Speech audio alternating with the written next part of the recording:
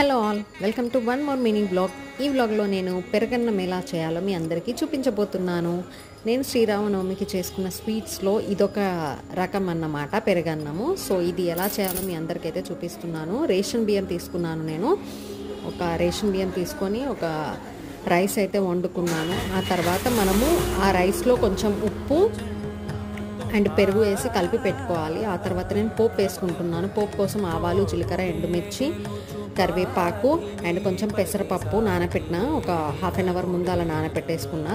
ఇప్పుడు ఒక చిన్న కడాయి తీసుకొని అందులో ఆయిల్ యాడ్ చేసుకొని ఆవాలు, జీలకర్ర అండ్ పెసరపప్పు, నానబెట్టిన పెసరపప్పు, ఎండుమిర్చి, కరివేపాకు వేసుకొని ఇదంతా పోపు అంతా ఈ అన్నంలో కలిపేసుకుంటే మనకైతే పెరగన్నం అయితే రెడీ అయిపోతుంది. ఇప్పుడు నేను శ్రీరాముడికి నైవేద్యం పెడుతున్నాను. దేవుడికి వడపప్పు, పానకం, లాక్షి, పులిహోర, పెరగన్నం. Thank you so much. అందరూ లైక్ చేసి సబ్స్క్రైబ్ చేసుకోండి.